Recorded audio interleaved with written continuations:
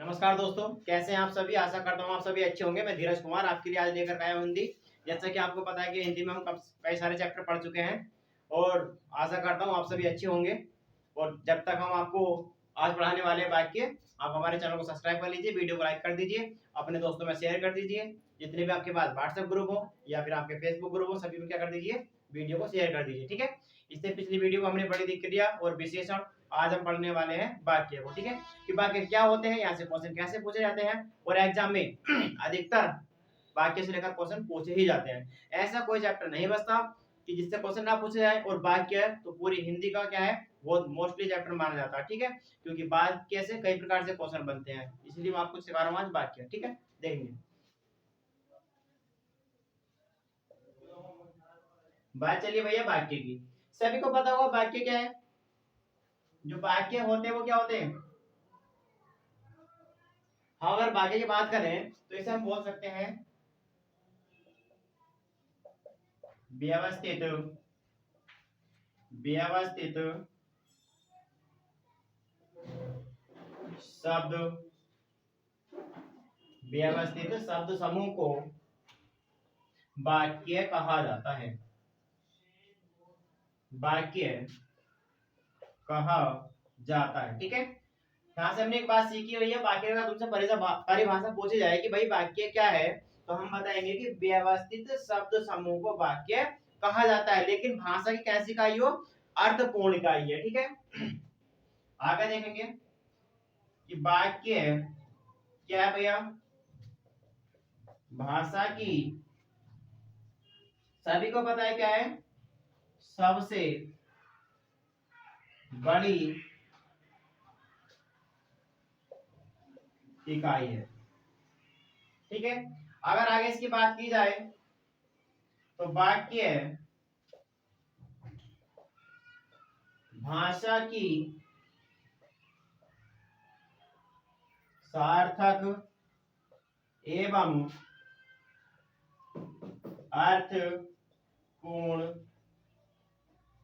इकाई है। ठीक है, यहां से हमने एक बात सीखी कि भैया वाक्य क्या है। वाक्य है व्यवस्थित शब्द समूह को हम क्या कहते हैं, वाक्य कहा जाता है। ठीक है, लेकिन जो वाक्य है वह क्या है, भाषा की सबसे बड़ी इकाई है। और तुम्हें पता है कि सबसे छोटी इकाई क्या मानी जाती है, वर्ण या ध्वनि मानी जाती है। ठीक है, आगे देखते हैं हम कि भाषा, जो वाक्य है वो भाषा की क्या है, सार्थक एवं अर्थपूर्ण इकाई है। यहां तक ये बात समझ ली होगी आपने कि भाई वाक्य हम किसे कहते हैं। अब लेकिन वाक्य को क्या होता है भाई, वाक्य के दो अंग होते हैं।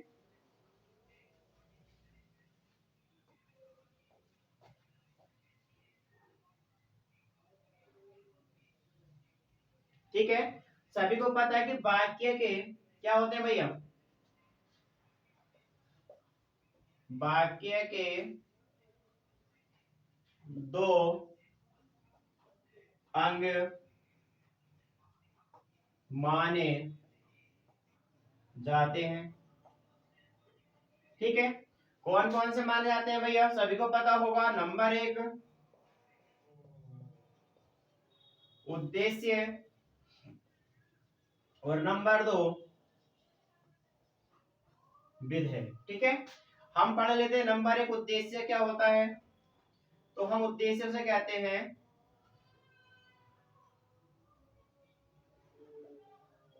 वाक्य में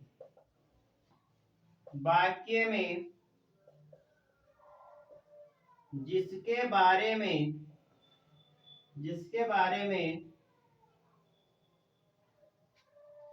बारे में जानकारी मिलती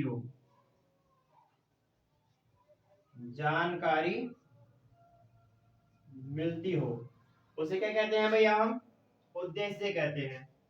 नंबर दो पढ़ेंगे हम विधेय। तो विधेय किसे कहा जाता है भैया, कि वाक्य में जो कुछ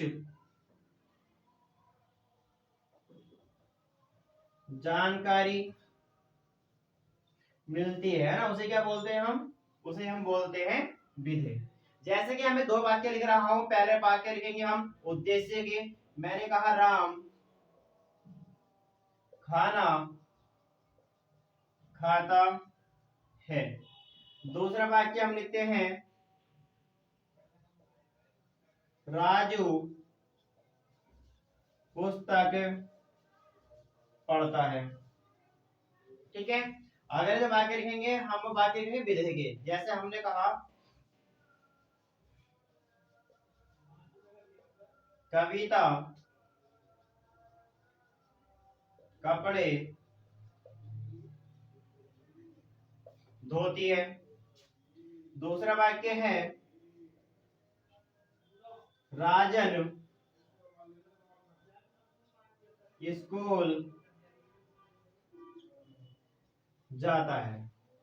ठीक है, तो आप सभी को पता होगा कि यहाँ पर राम खाना खाता है। तो मैंने बताया वाक्य में जिसके बारे में जानकारी मिलती हो उसे क्या बोलते हैं हम, उसे बोलते हैं हम उद्देश्य।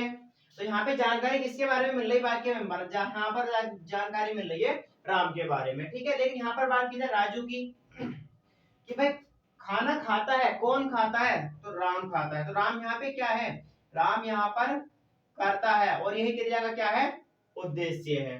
ठीक है, इसी के बाद राजू पुस्तक पढ़ता है। तो राजू यहाँ पर क्या है, ये भी वाक्य का करता है और ये भी क्या है, वाक्य का उद्देश्य है।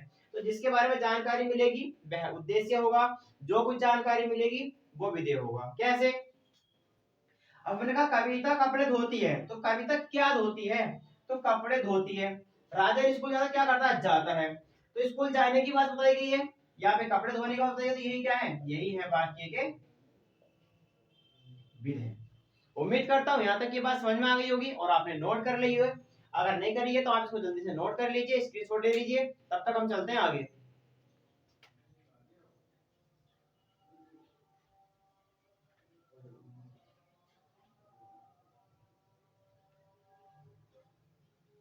मैं आशा करता हूँ कि आपने इसका स्क्रीनशॉट ले लिया होगा।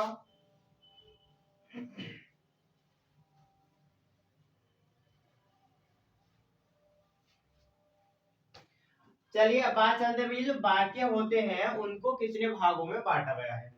तो हम जो वाक्य का अध्ययन करते हैं उसको दो भागों में बांट कर करते हैं। ठीक है, कौन कौन से करते हैं भैया,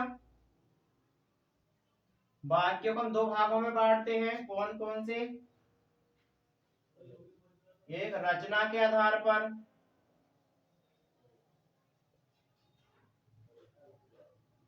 नंबर एक। नंबर दो बात की जाए तो अर्थ के आधार पर। सभी को पता है कि रचना के आधार पर वाक्य कितने प्रकार के होते हैं, तीन प्रकार के होते हैं। कई बार एग्जाम में ऐसे क्वेश्चन पूछा जाता है कि रचना के आधार पर वाक्य कितने प्रकार के होते हैं, किसी को पता ही नहीं होता कितने प्रकार के होते हैं, तीन प्रकार के होते हैं। कभी कभी क्वेश्चन पूछता है कि अर्थ के आधार पर वाक्य कितने प्रकार के होते हैं, तो अर्थ के आधार पर वाक्य 8 प्रकार के होते हैं। यही क्वेश्चन गलत कर जाते हैं कि अर्थ के आधार पर कितने प्रकार के होते हैं और रचना के आधार पर कितने प्रकार के होते हैं। तो ध्यान रखना कि अर्थ के आधार पर 8 प्रकार के और रचना के आधार पर 3 प्रकार के होते हैं। ठीक है, अब ये 3 प्रकार के कौन कौन से होते हैं। नंबर एक, जैसा आपको पता होगा सरल वाक्य। नंबर दो, तुम्हें पता होगा संयुक्त वाक्य। नंबर तीन आपको पता होगा मिश्र या मिश्रित वाक्य। अब कुछ क्वेश्चन तो बच्चे यहाँ से ऐसे गलत कर देते हैं ना, ये पता नहीं होता, क्वेश्चन ऐसे पूछ लेता है कि निम्नलिखित में से कौन सा वाक्य रचना का आधार पर नहीं है, या निम्नलिखित में से कौन सा वाक्य अर्थ के आधार पर एक भाग या भेद नहीं है। ठीक है, तो ध्यान रखना रचना के आधार पर 3 प्रकार के होते हैं, वो कौन कौन से होते हैं, सरल वाक्य, संयुक्त वाक्य और मिश्र वाक्य। अगर बात की जाए कि अर्थ के आधार पर जो होते हैं वो कौन कौन से होते हैं, ये 8 प्रकार के होते हैं ना, अभी मैंने बताया था तुम्हें। अब देख लेते हैं 8 प्रकार के कौन कौन से होते हैं भाई। नंबर एक हम पढ़ लेते हैं भैया, विधिवाचक वाक्य, विधि या विधान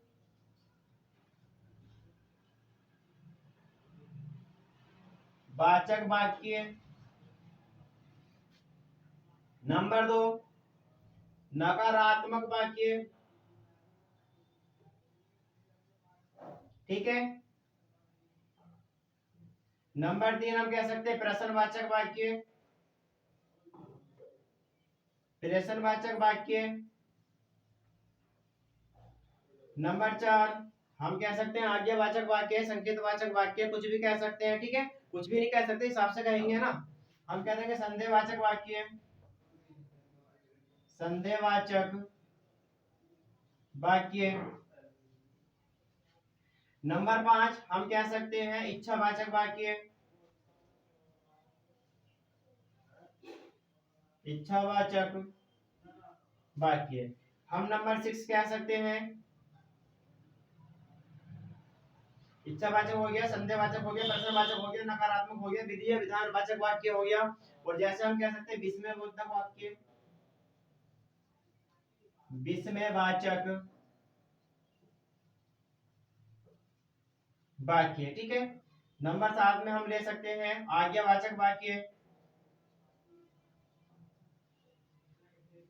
और नंबर 8 में हम कह सकते हैं संकेत वाचक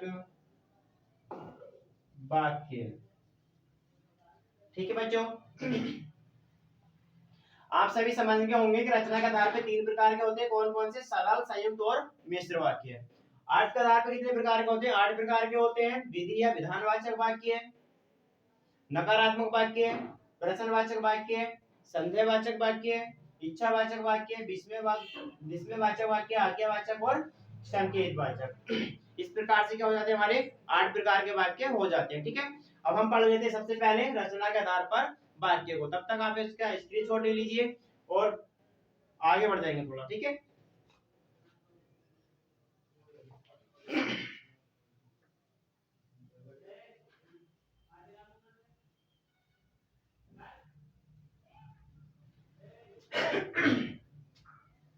आशा करता हूँ आपने स्क्रीनशॉट ले लिया होगा या फिर इनको नोट कर लिया होगा।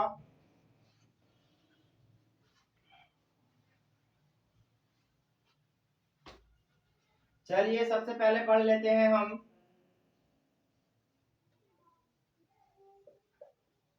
रचना के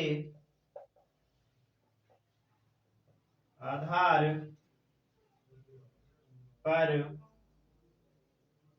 वाक्य, ठीक है। सभी को पता ही होता है मैंने कितने प्रकार के होते हैं? 3 प्रकार के होते हैं। सबसे पहले हम पढ़ लेंगे सरल वाक्य। भाई सरल वाक्य क्या होते हैं?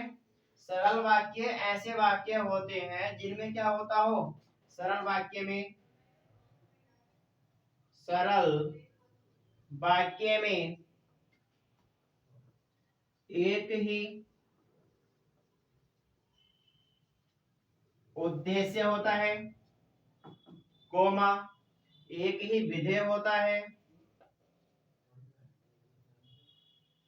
एक ही विधेय होता है, कोमा एक ही समापिका क्रिया होती है, ठीक है।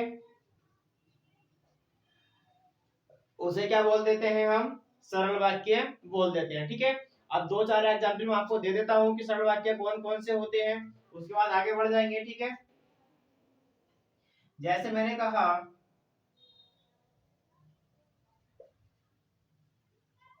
संजय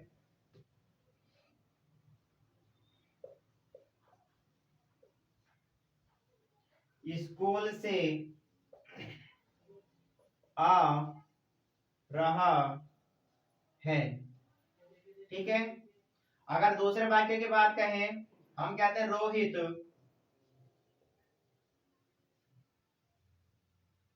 रोहित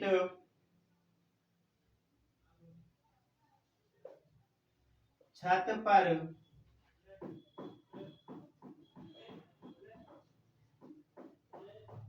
बैठा है, या हम कह देते हैं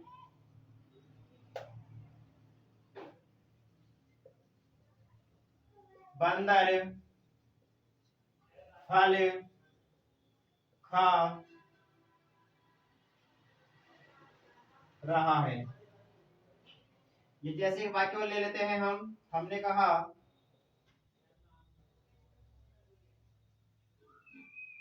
राधिका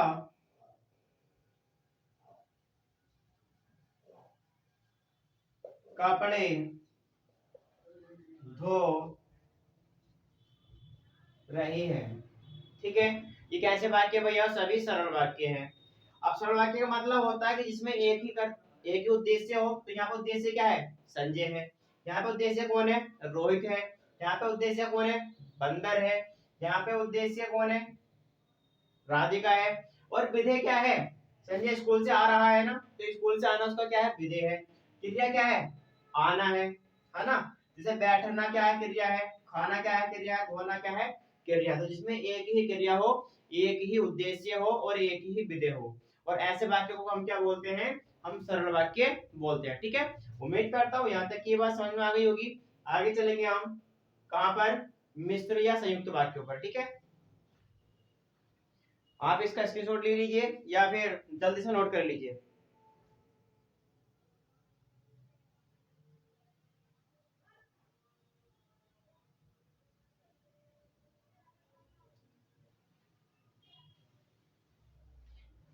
चलिए आगे चलते हैं हम संयुक्त वाक्यों की तरफ। ठीक है, कि संयुक्त वाक्य क्या होते हैं? नंबर 2, संयुक्त वाक्य। ठीक है, संयुक्त वाक्य क्या होते हैं? जब दो जब दो सरल वाक्य जब दो सरल वाक्य योजकों से जुड़े होते हैं, योजकों से जुड़े हो, तब उससे क्या कहते हैं हम, या उन्हें क्या कहते हैं? संयुक्त वाक्य कहते हैं। अब देख लेते हैं हम कि वो योजक शब्द कौन कौन से होंगे जो क्या करेंगे? संयुक्त वाक्यों को जोड़ने का कार्य करेंगे। ठीक है, वो देखेंगे हम जल्दी से। जैसे शब्द आता है हमारा और, जैसे एवं, जैसे किंतु, जैसे परंतु, जैसे अथवा। ठीक है, ऐसे बहुत सारे शब्द होते हैं। जैसे हमने कहा इसलिए, या एवं इसमें आ गया, किंतु आ गया है, और इसमें जैसे कि भी आ जाएगा। काफी शब्द हो चुके हैं वैसे, है ना? या जैसे यह आ जाएगा आदि। ठीक है, अगर कोई वाक्यों के बीच में जो दो सरल वाक्य हो जिसमें एक उद्देश्य और एक विधेय हो, लेकिन वाक्य दोनों क्या होने चाहिए? अलग अलग होने चाहिए। अगर ऐसे वाक्यों में कहीं पर भी क्या है, इन शब्दों के बीच में प्रयोग किया गया है, इन शब्दों का प्रयोग उन वाक्यों का बीच में किया गया है, तो वो कैसे वाक्य होंगे? संयुक्त वाक्य होंगे। और ये क्या कहलाएंगे? योजक शब्द कहलाएंगे। जैसे मैंने कहा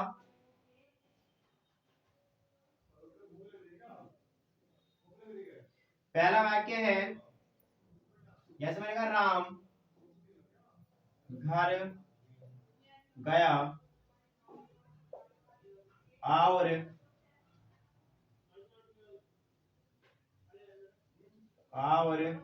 उसने खाना खाया।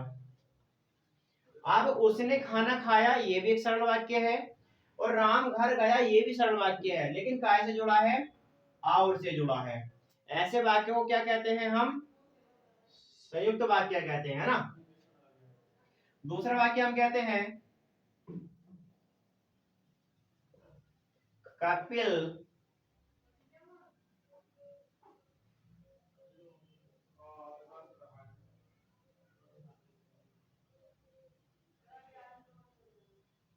कपिल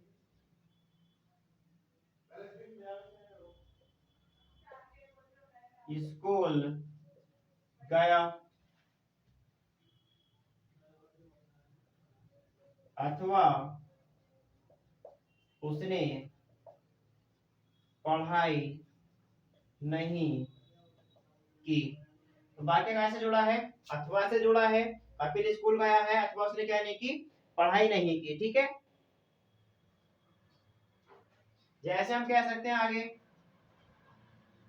वह हार गया परंतु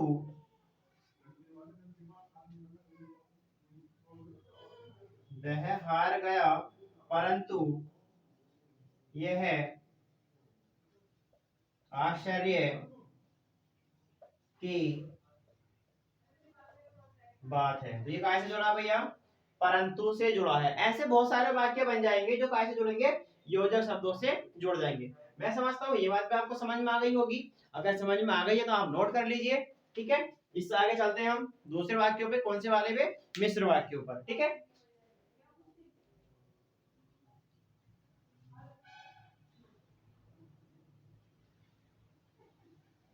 जैसा कि आपने नोट कर लिया होगा,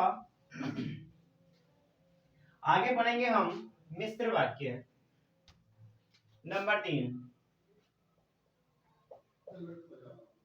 मिश्र वाक्य, या फिर हम इसको क्या बोल देते हैं?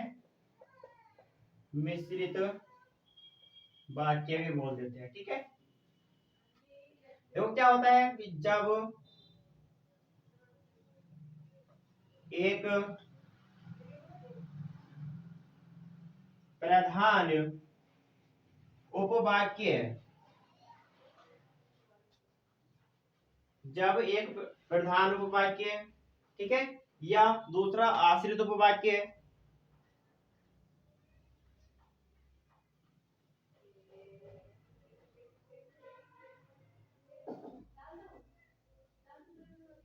जब एक प्रधान उपवाक्य और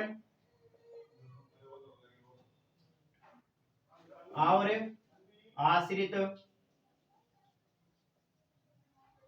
और एक आश्रित उपवाक्य, ठीक है, योजक शब्दों, जब एक प्रधान उपवाक्य और एक आश्रित उपवाक्य योजक शब्दों से जुड़ा हो, तब उसे क्या कहते हैं? हम मिश्र वाक्य कहते हैं। ठीक है, अब ये योजक शब्द कौन कौन से होते हैं उनको नोट कर लेंगे हम। जैसे हमने कहा कि, जैसे हमने कहा जियो को मत पियो, जब तब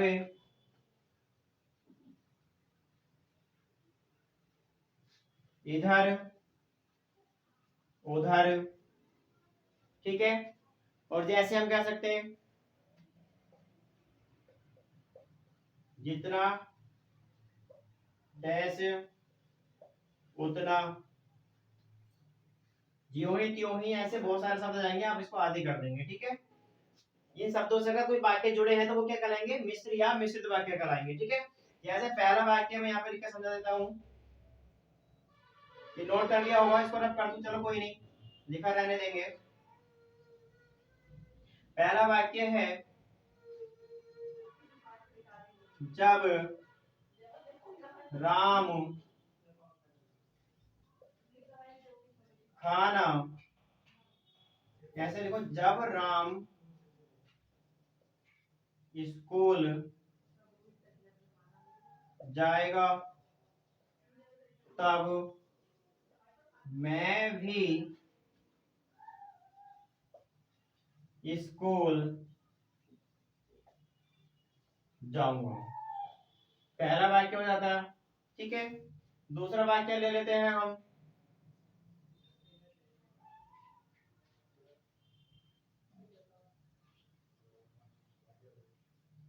जैसे हमने कहा बाबा रामदेव ने कहा कि हमें योग करना चाहिए। काय से जुड़ा है? कि से। ये काय से जुड़ा है? जब और तब से, इसलिए कैसे वाक्य है? मिश्र वाक्य है। ठीक है, जैसे नंबर 3 हम पढ़ेंगे। जैसे मैंने कहा जैसा करोगे वैसा भरोगे। मैंने लिखा जैसा करोगे वैसा भरोगे, तो यहाँ पर जैसा और वैसा, ये भी क्या है? दो सरल वाक्यों को जोड़ने का काम करते हैं। ठीक है, जो एक आश्रित उपवाक्यों को। तो मैंने बताया मिश्र वाक्य कहने कहते हैं भैया कि जब एक प्रधान उपवाक्य और एक आश्रित उपवाक्य कुछ योजक शब्दों से जुड़े हों। कैसे? कि, ज्यों त्यों, जब तब, इधर उधर, जितना उतना, है ना, जैसा वैसा, जैसा तैसा, सब कुछ। जैसे वाक्य हमने लिखा कि जब राम आएगा तब मैं भी स्कूल जाऊंगा, तो जब और तब से वाक्य जुड़ा है। दूसरा, बाबा रामदेव ने कहा कि हमें योग करना चाहिए, ये भी क्या है? एक मिश्रित वाक्य है। हमने कहा जैसा करोगे वैसा भरोगे, ये भी क्या है? एक मिश्रित वाक्य है। ठीक है, यहाँ तक हमारे क्या हो जाते हैं कि रचना का आधार पर जो वाक्य पढ़े थे हमने कितने भागों में? 3 भागों में बांटा था। तीनों भाग क्या हो जाते हैं? खत्म हो जाते हैं। ठीक है, अगर आपको वीडियो पसंद आई हो तो चैनल को सब्सक्राइब कर लीजिए, हमारी वीडियो को लाइक कर दीजिए, अपने दोस्तों में शेयर कर दीजिए, और हमारे चैनल को सब्सक्राइब कर दे और बेल आइकन बजाना तो आप बिल्कुल भी ना भूलें। ठीक है, आई होप, मैं आशा करता हूँ। सो थैंक यू आप सभी को वीडियो देखने के लिए। आप इसका स्क्रीनशॉट ले लीजिए, तब तक हम चलते हैं आगे।